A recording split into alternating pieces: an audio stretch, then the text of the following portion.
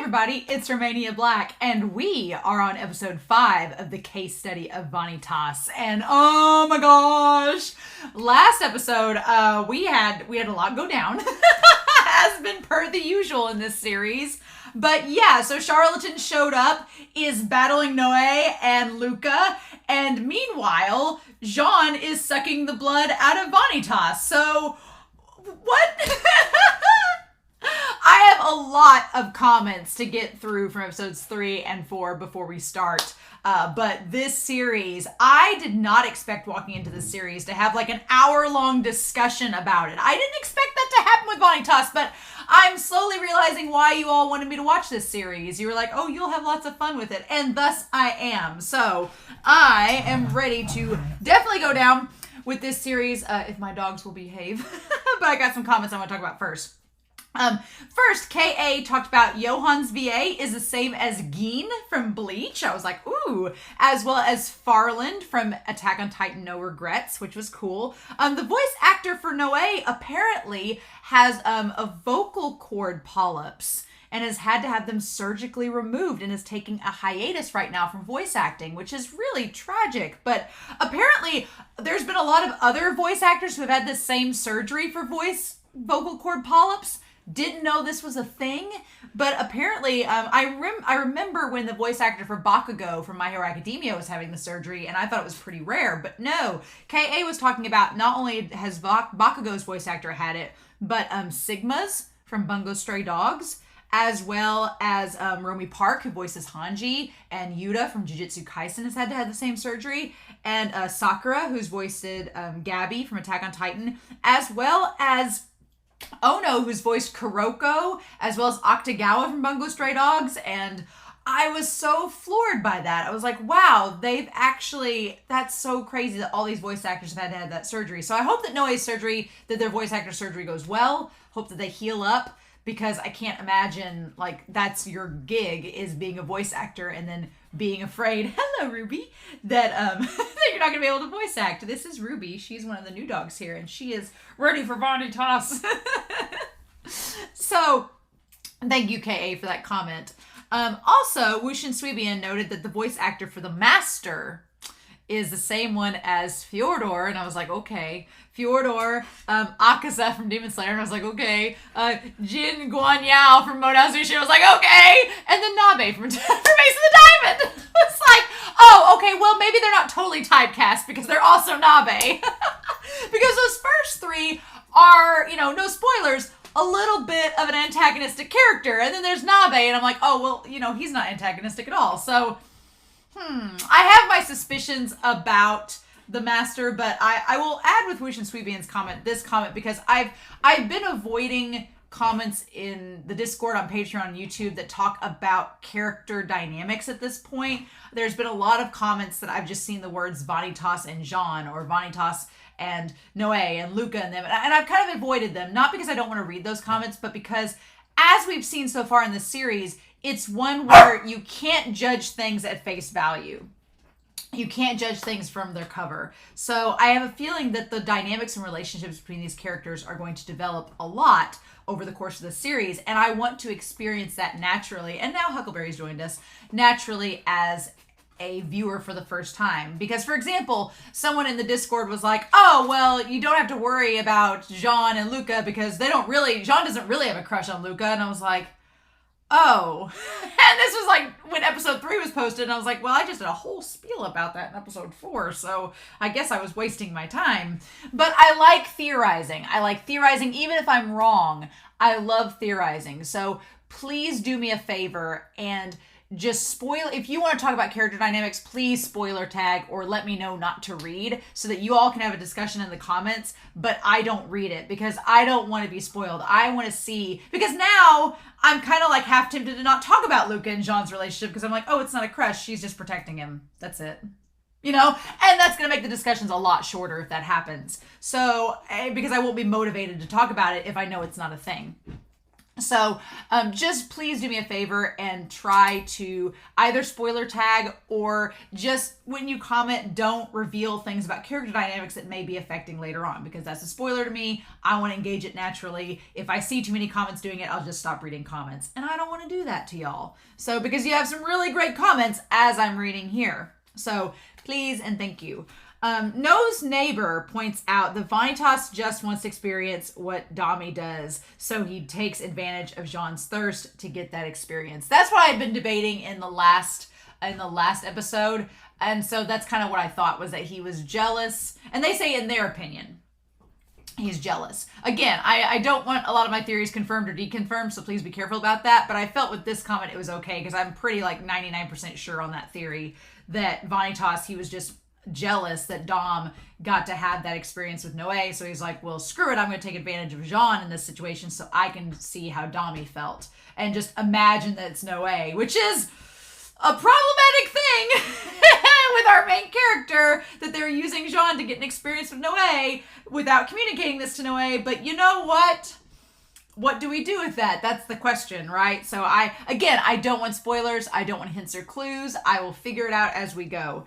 And then finally, Morales talks about there is a French novelist that Les Marquises de Sade is based off of, that is Donatien Alphonse Francois de Sade, who is known for their libertine books, and the word sadism actually is in reference to him and his work. Fun times! Fun times that the word sadism comes from the family that's ruling over Altus.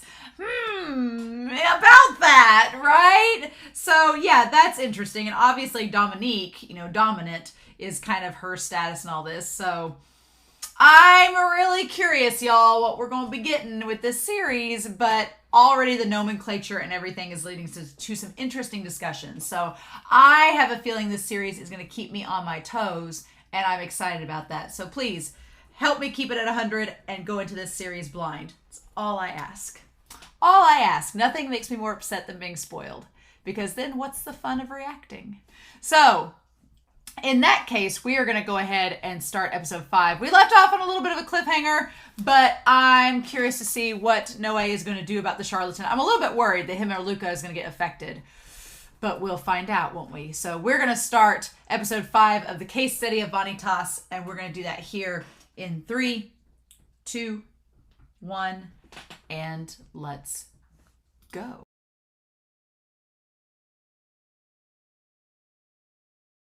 What is this series? Oh my gosh. Oh!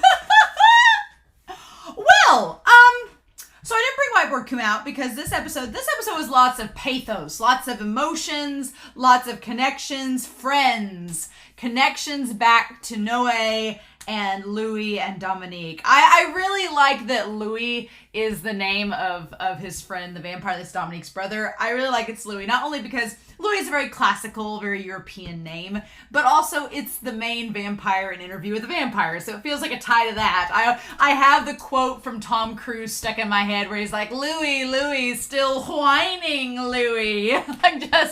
I love Interview with the Vampire so much, and so if you've not seen Interview with the Vampire, it's from the 90s. It's got Tom Cruise and Brad Pitt in it. It's amazing. It's great. It's a great adaptation of Anne Rice's book. But yeah, so lots of pathos, lots of emotion in this episode. The grandfather. The fuck? He's terrifying. I had theories about him being related to Vanitas. I don't think so now, but I wanted to go back and touch base on that because he is frightening, and Noé is just like, oh, hi teacher. I'm like, don't hi teacher, this guy was insanity.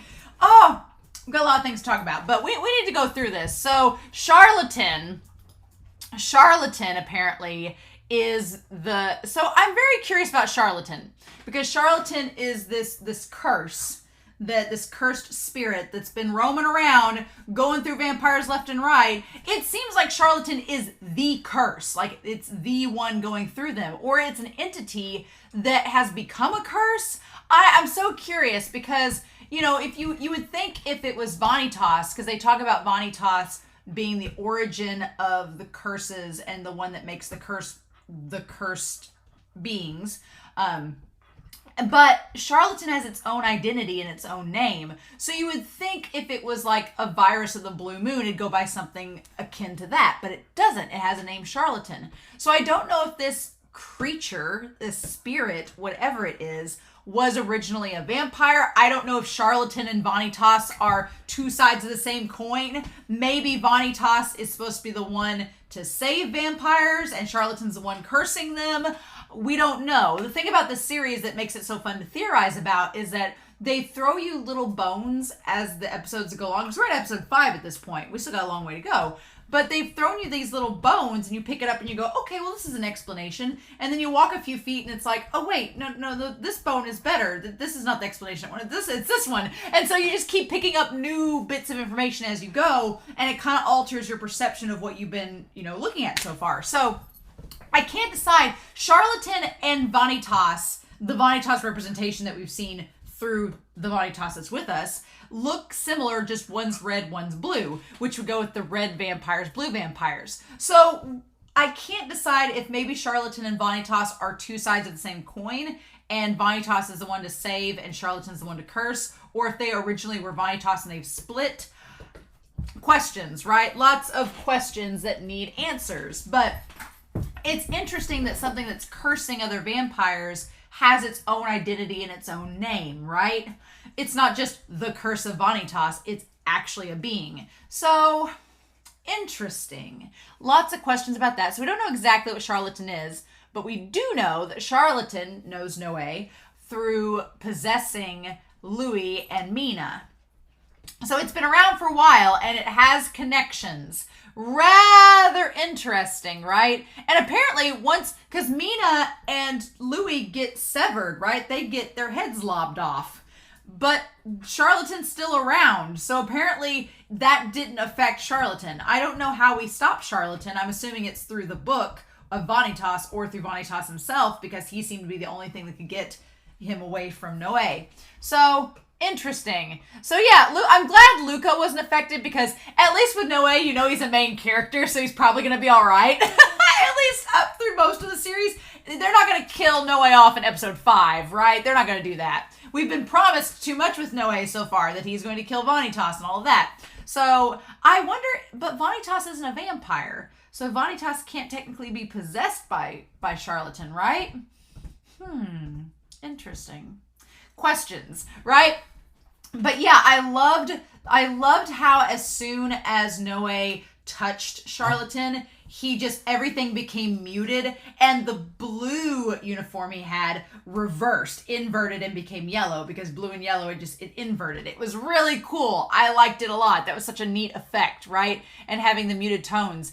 And again, Charlatan, taking the form of Louis whenever we don't know what Charlatan is, put its hands on Noé. So, and the gold things that are around it kind of have with the claws are interesting. I don't know. Again, I feel like Charlatan was a being that maybe was super cursed or something. We don't know. But what we do know is that Noé is getting pushed into flashback land. I love the inky effect that happens in this episode as it devours and consumes Noé. So it's such a neat animation. The animation in this episode, I loved it. From the chibis to the scenes with all the gore. This episode ran the gambit in terms of animation, because I was sitting there having a fangirl cute kawaii moment of just oh my god, the chibi versions of them are the most cute things in the world. I want to put them in my pocket and run away.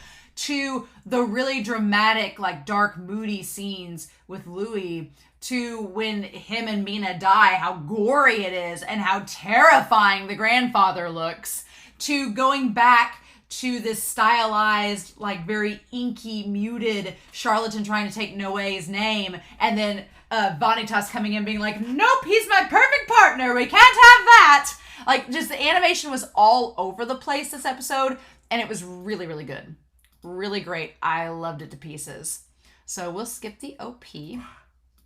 So yeah, so we get an interesting turn of events. So I don't know, I'm assuming the story takes place in Altus, but the Altus that we've seen so far has the red moon, and it's looks like everything's inverted. Here, everything looks normal. So I'm still a little bit, I don't want answers yet about the world building. I know we'll keep going with them as we do, but there's 5 distinct moments.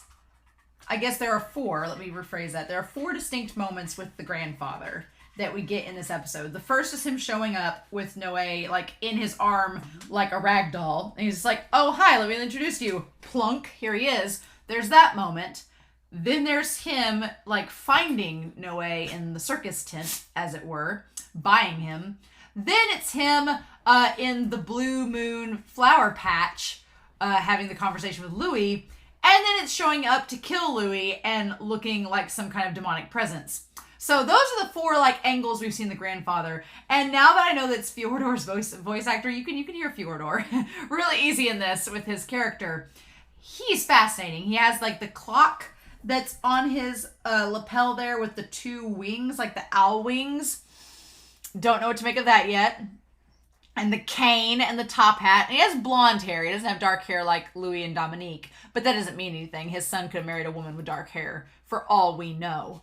Or he could have had a child with a woman with dark hair, and his son has dark hair. I think they said in the last episode that it was his son. I think Dominique said that her father, helped run Altus, and the grandfather was the one that is the teacher. So apparently it's the dad that is how they're all related.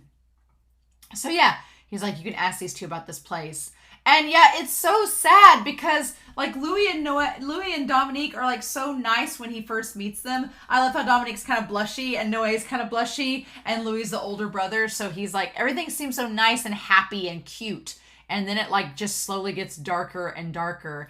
And Noe, like, clutching the hand of the master, whose skin is like, when you see his skin raised up above the sleeve there, it's like a purplish pale color, like almost ashen. And they don't show us his face until that reveal after he kills Louis, and we'll get to that scene. But yeah, so he's like, we don't know the circumstance of how he got his eye scratched up. We don't know that. We know that Noe ends up healed by it. And we learn a lot about Noe. So he was raised by humans in the human world, which I'm very curious about, because I'm assuming in this world, it's been established that vampires and humans have coexisted, or at least attempted to in the past. So a vampire in the human world isn't unheard of. So it would make sense if Noe was a vampire that the grandparents weren't freaked out by it. They were like, oh, a vampire.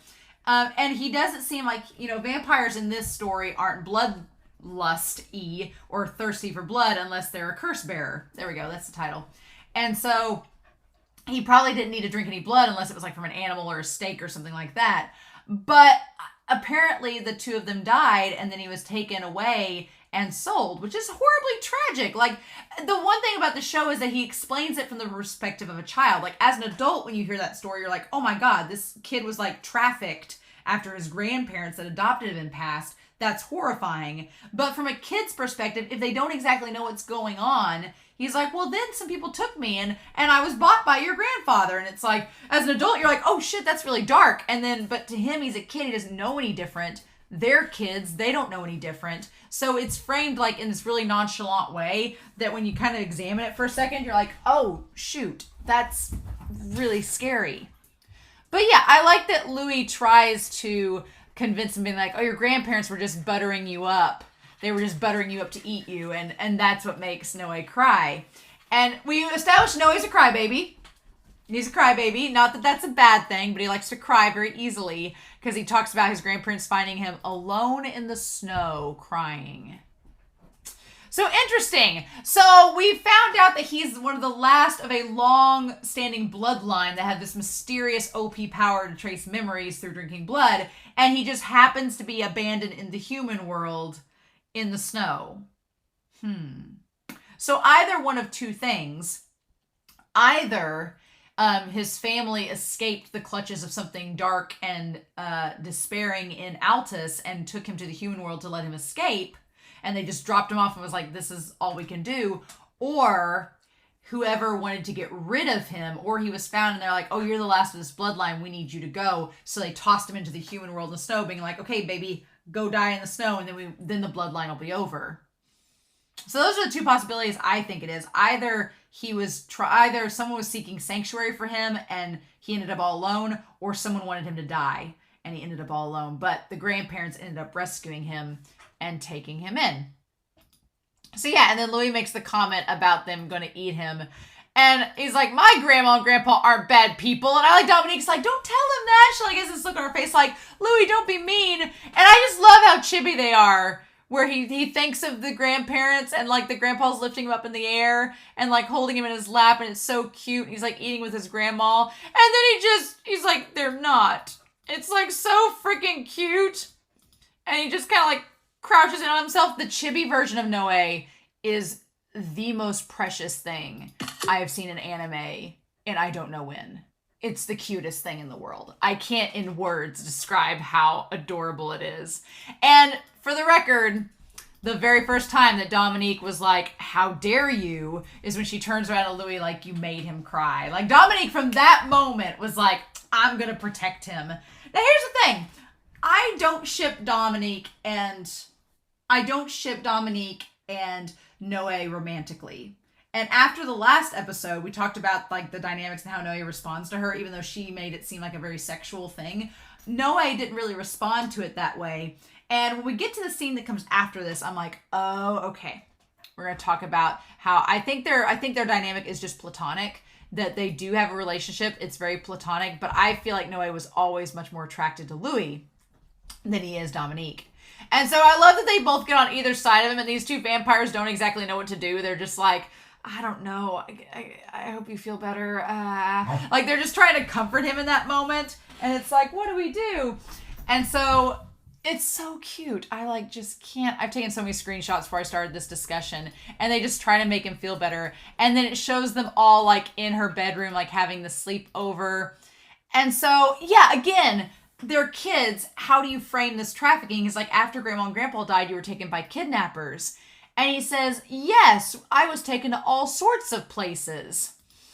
Like, you know, how a kid would frame that. But as an adult, you're looking at that going, oh, crap. I do love all the, like, kaleidoscope, like, moons and stars hanging from her bed. It's so cute. Like, kid me would love Dominique's bedroom. I was like, this would have been so cute.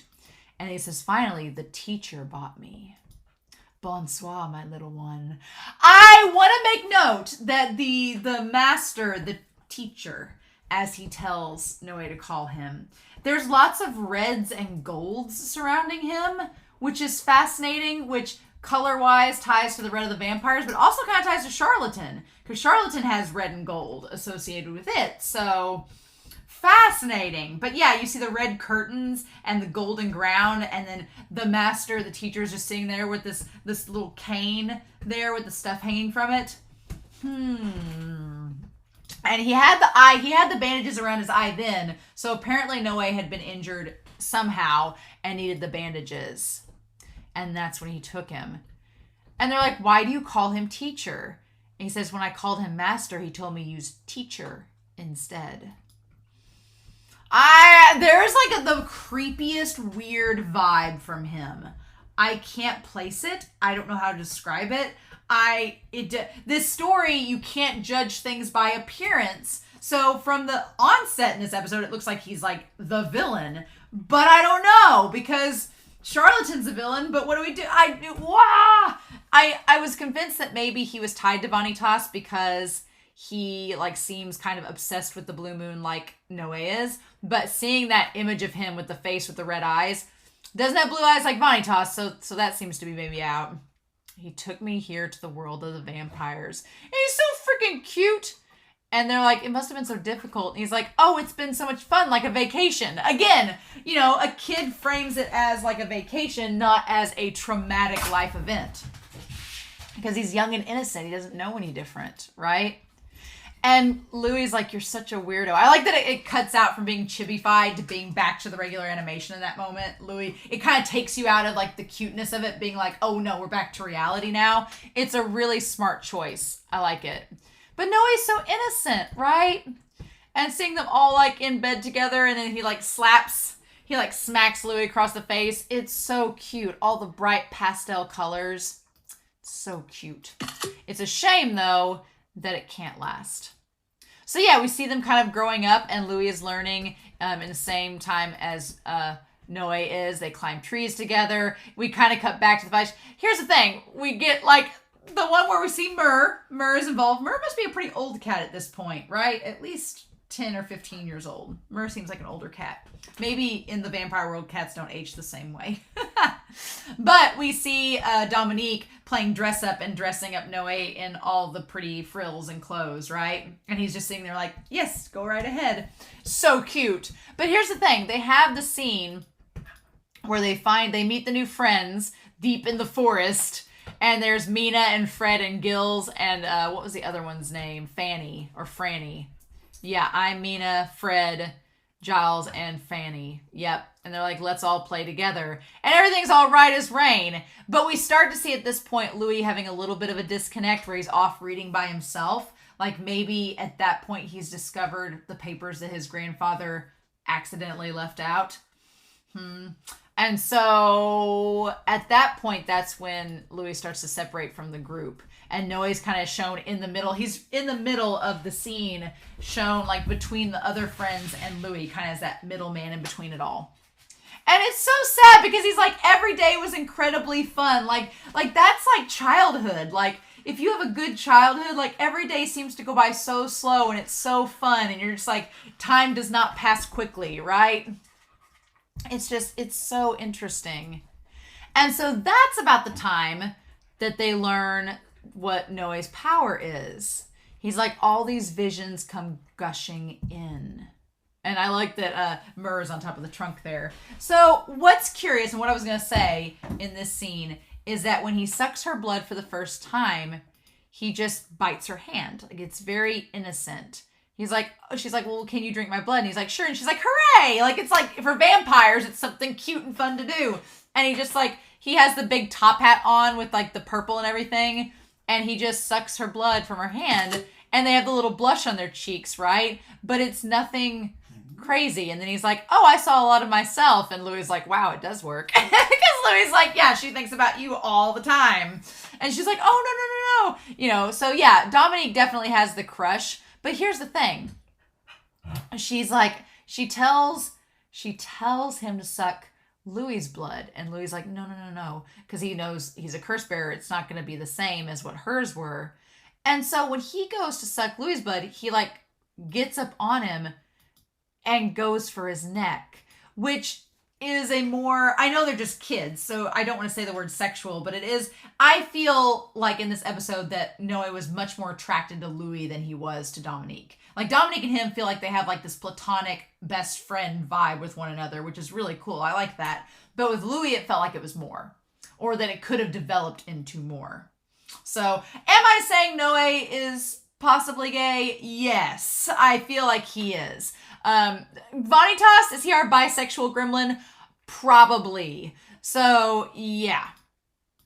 And then it's so sad when he like lifts his head up and he's crying because he's like, he's all alone curled up in the darkness. And something that world building wise that I really like is that they don't just like, Noe is not a 10-year-old kid that has the same power he does as an adult. Like, it's something, what I like is they take his ability and they equate it to his age, where as a kid, he could only see like little visions that didn't really mean anything. But as he gets older, he's like, if my power as an archivist had been greater back then, he's like, I could have seen into his memories and seen more. I like that world building bit. That's a really cool thing, right? I think that works really, really well. He's like, I could have seen into his past. So Dami came to visit each month from the far-off manor of the Desades. I really like this study. There's a skeleton hanging and like a mount with horns, and then this random alligator hanging from the ceiling. What? Which, if you've watched Interview with a Vampire, in Interview with a Vampire, Lestat, who is the other vampire opposite Louis, at one point they try to kill him and they throw him into a swamp, and he survives by drinking the blood of alligators to like get himself back to life. So I wonder if that's a weird nod to Interview with a Vampire, like, or if it's tied to something scientific otherwise, or if the mangaka was just like, I want an alligator hanging from the ceiling because it looks badass. I don't know. But Louis talks about after I was born, I was diagnosed with a sickness. So apparently something else in the world building is that vampires can be curse bearers from near birth.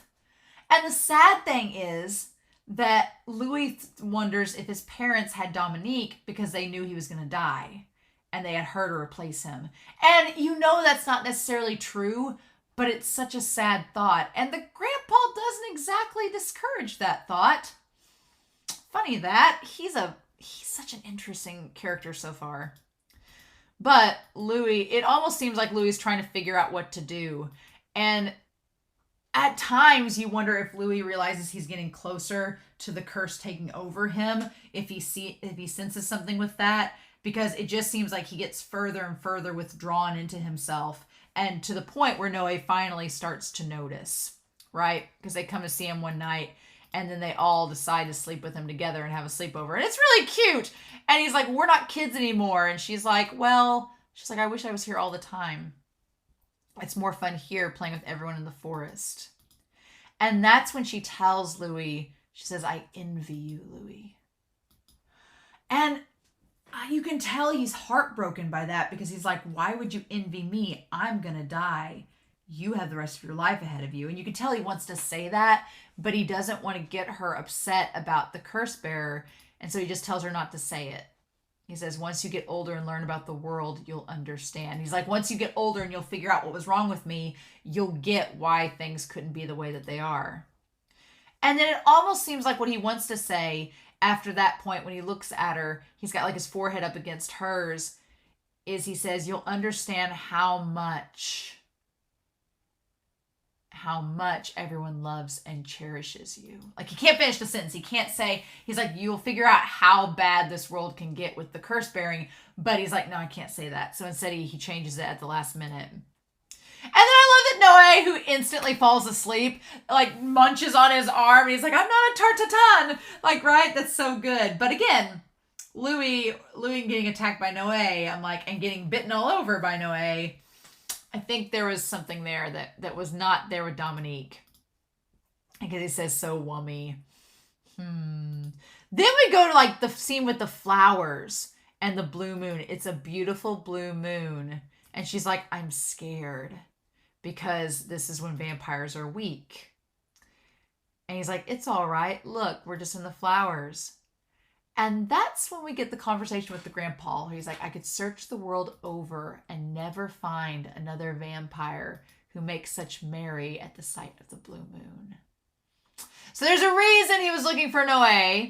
Could be for his family's ability. Could be otherwise. We don't know. But he has this conversation with Louis. Right, he has this conversation. We don't know the grandfather's name, right? That's not been revealed. We know Marquis is the dad. We don't know the grandfather's name. But he says grandfather. And then he asks, what is a curse bearer? I love that the two of them are on opposite sides of the columns. And the grandfather is in this position of power by standing there. And Louis is down on the ground. And the flower petals, he's like, I found your documents about me in your collection room. And he's like, oh, whoops, I didn't mean to leave those lying around. He has like kind of a Gojo vibe, but like a dark Gojo, if that can even be a thing. And Louis is like, nice try. You did it on purpose so I'd find them and learn about myself. Hold out your hand. Oh, and he gives her the flower. Is it because I'm one of those curse bearers? Did mom and dad have Dommy because they wanted to forget me? And the thing of it is, his clock that's on his lapel, the grandfather's, is broken. It's a broken clock. So what does that mean? And so, yeah, so Louis is really concerned that he's a curse bearer, and that's why his parents have kind of abandoned him there. Grandfather, what would you have me do? It's like, what's the point? And the grandfather's smiling like, oh, you want my advice on this? Like, he has this malicious creepiness to him. He's like, you're mistaken, my dear Louis. I don't wish for you to do anything in particular. You're free. You only need to do as you please. As for me, I simply wish to observe your free will in action and see its results. It's so creepy. It's like his grandson is a science experiment. And he wants to see, he's like, I just want you as a natural curse bearer in this natural habitat to just act as you think you should, and I'm going to observe and take notes. It, again, has that kind of scientific edge to it, like Vanitas. But it almost is also tied to how he asks Noe to just see how the book works, not to actually try to take the book for himself. So it's so hard to read the grandfather, and he creeps me out to no end, right? And then he's gone. And he just leaves Louis there. And Louis is like, what's with him? Like, he just disappears. It's in poor taste. Yeah, like telling your grandson, oh, you're free to do whatever you want here. You just, can't leave because you're a curse bearer. But yeah, do whatever you want. You're fine.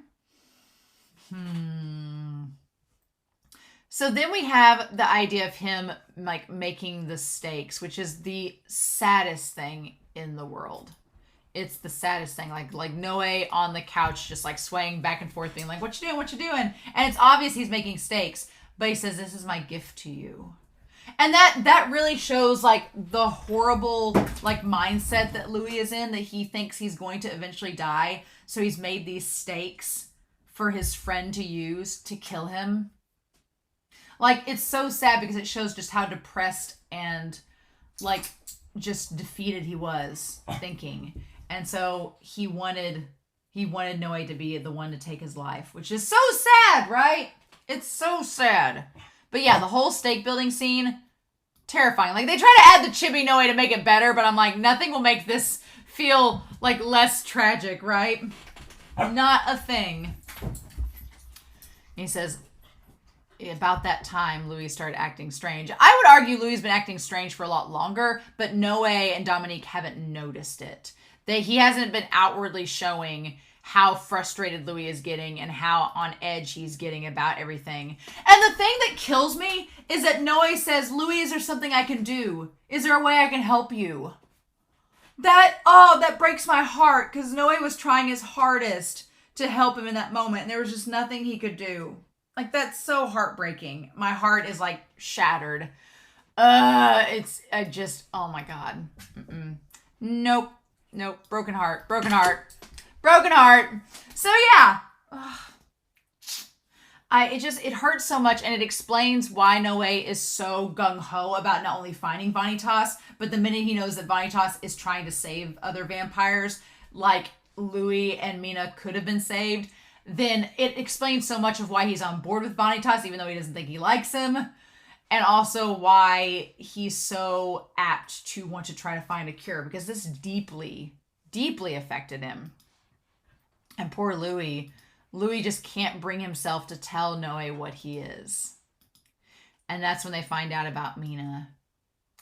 And they're like, there's nothing we can do. She's a curse bearer. So the brokers, or the ones that, where did that toy go? There it is. The ones that are sent out to execute, apparently Louis was thinking that he's basically been imprisoned at this mansion free until it's time to be executed, or at least that's what he has in his mind is going to happen. And his grandfather's just observing his final days to see if there's anything he can gain from it for research purposes. It's pretty messed up. And I love that shot of Louis upside down in the green, like saying there's nothing you can do, and Noe kind of like freaks out from it. He says there's absolutely nothing you can do. Whatever happens is going to happen. And I think that those lines, again, stuck with Noe to the point where it's encouraged him and motivated him to seek out Vanitas. And so they try to get Mina out. They try to get her like away from everything, and they go to the rendezvous point, and that's when she like just starts massacring. And Louis just like kills her instantly, like lobs off her head. But that's when he loses control, and when Charlatan takes control of him. And just the subtle details in the animation, like the moment where the head of Mina just goes bloop, bloop, bloop, and just like lobs off, and that's it. That's terrifying. I was like, oh my God. It was just such a subtle little animation detail, but it's so scary. And then he instantly kills Gilles and Fanny first, and like goes after their blood, right? and is sitting there sucking their blood instead of Dami's and Noe's. And that light, the red light like shining through, is so terrifying. And God, the animation, the lighting and colors is so good, because there's the reds from Louis killing the other kids, and then when he's fighting Noe, it's all the purples and golds. Like the lighting, the shadows, it's so good. Like it's just beautifully done. And then he's like, it's all my fault. And everything is red outside, like the night is red. And God, when he's like, he finally gets Louis to calm down by saying, I want my old friend back. Like, I want my friend Louis back. And where is that toy Huckleberry? I don't see it. Nope. So he's like, I want Louis back. And that's what snaps him out of it. Just long enough for Louis to say he wants Noe to kill him. He's like, I want you to be the one to do it. I can never return to what I once was. Regardless of Charlatan, he's like, I can't return to how I was in the past. He's like, I've killed all these kids. Even if I live, even if somehow we put the curse at bay, he's like, I can't live with myself with what I've done. He's like, I killed our friends, so I can never go back to how things were. He's like, if anybody's going to kill me, I don't want it to be an executioner. I want it to be you, Noe. And Noe's like, I can't do that. He's like, if I'm doomed to die, I want it to be by your hands. And Noe's like, I can't, Louis. I could never do that.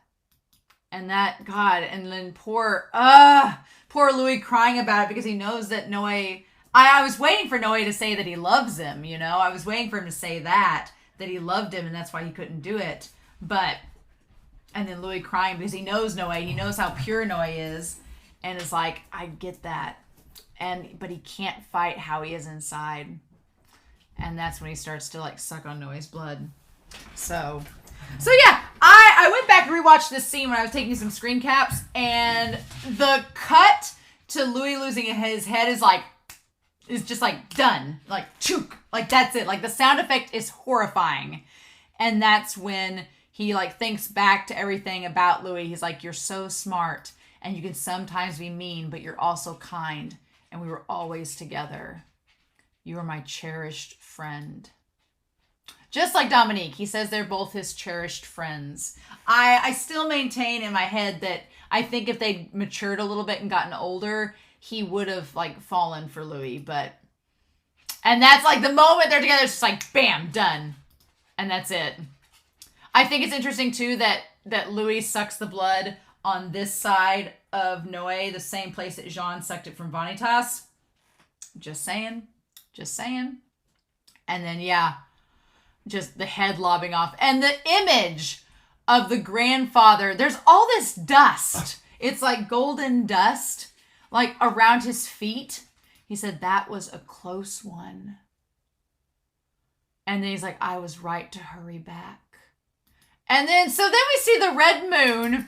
We see this golden like foxtails or vines or tentacles or something coming out from the ground, while Noe, the visual of this, the red moon, Noe with Louis' severed body like in front of him, and then the grandfather with that face that is nightmare fuel. Are you all right, Noe? It looks like he's like the main demon from Has Been Hotel. This is what he looks like, or Hell of a Boss or something. I was like, what? Like he looks like a character straight out of Has Been Hotel or Hell of a Boss. I'm just saying. Oh my God. Like that is like the freakiest face in the world with the sharp teeth. I'm so intrigued, but I'm so terrified at the same time. I'm like, what the fudge? And then, of course, Noe, like, is throwing up, seeing, like, his dead friend's corpse right in front of him. And he says, yes, teacher. Like, I get why he went with the teacher, because he's like, we were going to die. Like Louis, it's in that moment that, like, Noe gets it, that the curse bearer, he was gonna kill them both. He was trying to save him, but he couldn't. It was like Noe realizes, he's like, I didn't want to kill my friend, But at that point, I realized he was going to kill us both. And so when the teacher saves them, he's like, he accepts it. And then what I really love is that the show portrays the grief of the two of them. Like, Dominique looks like she's just run ragged and she's in like black mourning clothes. And she says, Louis wanted you to have this when the time came. So not when he died, but when the time came. And they just didn't think that was going to be happening anytime soon. And then when they open up the box, they find out, or when it falls, they find out it's just steaks. And that, like, I think that traumatizes Noé the most, because he's like, this whole time, Louis was preparing to die for years. And he was wanting Noé to be the one to do it. He's like, when the time comes, I want you to kill me. And Noé asking, what was he feeling every time he made one of those steaks? That is so terrifying, right? It's just so sad. What did you feel inside while making these? And he has that image of Louis asking him to drive the stake through his heart. And he says, forgive me, Louis. I couldn't kill you even as you wished. It's so sad. It's just so heartbreaking. And then he's like, forgive me. And then I love that cut of the fist from childhood, like cutting to the present. And that's when Charlatan is like whispers of the devil. But here's the thing. There's all the black dust surrounding Charlatan. The black dust with the red is similar to the gold dust of the grandfather. But what do we do with that, right? So the dust is similar. There's a similar dust between the grandfather and Charlatan, but they're clearly separated somehow. We don't know how, and Charlatan is a curse. And the grandfather is obsessed with curse bearers, seemingly, and research about it, and wants to know about Vanitas. So, what do we do with this? I'm so intrigued. Like I said, they just give you just enough. And man, I love the way that it's very theatrical, the way that Charlatan is like all around Noé, like trying to convince him to let him in. And he's like, give me your true name and I'll take you to Louis. And it almost works. He almost gets inside him because Louis like, there's nothing you can do. And he like almost like, it shows it's again like a very sexual act. Like he almost gets to Noé. And that's when Vanitas is like, none, no. And I love that. Just what a hero shot of him breaking through the darkness as Noé's clutching his heart. And I love that it's like we've been in this dark doom and gloom and it's just like this bright blue light that saves Noé. I love it. And I love that Noé looking back like with the most sincere face and Vanitas being like, oh, well, hey, what are you doing, Noé? Did you like fall and break your ankle? I've also noticed that Vanitas, the hourglass in his earring, the bottom has all of the sand. So I don't know if there's something to that. He's like, did you twist your ankle dancing? Oh, and then yeah, he's like, Vanitas. And that's it. Ah! Oh, man. So many questions. So many questions about the grandfather. Obviously, Vanitas is a match for Charlatan. But there seems to be like maybe a connection between Charlatan and the grandfather. Something's amiss. How does Charlatan come into being? What is Noé going to say about Vanitas having the blood on his shirt? Where's Jean? What is happening? I have so many questions and I can't wait to find out the answers. So I'm curious to know your thoughts down below just about this episode. Please no hints, clues, or spoilers. I know that we're going to find out so much more, but I'm also very, very excited. So in the meantime, I hope you all have a wonderful week. Please stay safe, take care, and yeah, I'll be back very soon with episode 6 of the case study of Vanitas. Bye.